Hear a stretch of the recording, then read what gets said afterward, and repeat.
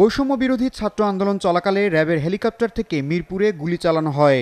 গুলিতে বেসরকারি চাকরিজীবী ফিরোজ তালুকদার নিহতের ঘটনায় সাবেক প্রধানমন্ত্রী, আওয়ামী লীগ সাধারণ সম্পাদক সহ ৫ জনের বিরুদ্ধে তার স্ত্রী বাদী হয়ে এই মামলা করেন।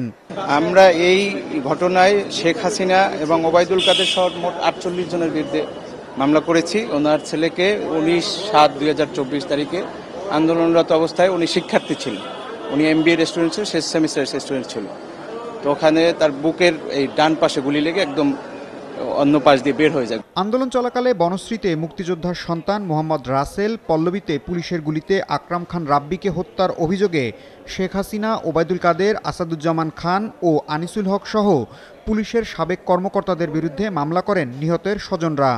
আমি বীরের মতো মরতে চাই, আমি কাপুরুষের মতো মরতে চাই না। ওরা এইভাবে লোক মেরে ফেলতেছে।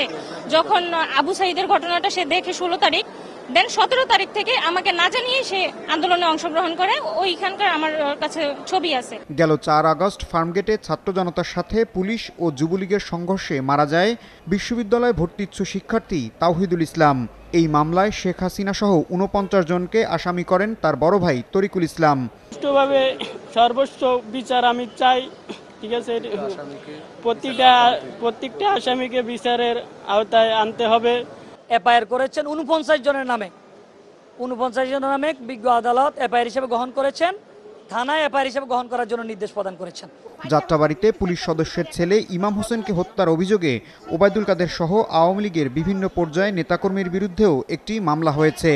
আমার MBA-তে লাস্ট সেমিস্টার পরীক্ষা দিতে ছিল, 28 বছরের সন্তান, আমার সন্তান গুলি করে মেরে ফেলেছে। আমি আমার সন্তান হত্যার বিচার চাই। এছাড়া দুপুরে বাড্ডায় শেখ হাসিনার নামে আরও একটি হত্যা মামলা দায়ের করা হয়। এখন পর্যন্ত রাজধানীতে শেখ হাসিনার নামে 24টি মামলা দায়ের করা হয়েছে। ইশতিয়াক ইমন, ৭১, ঢাকা।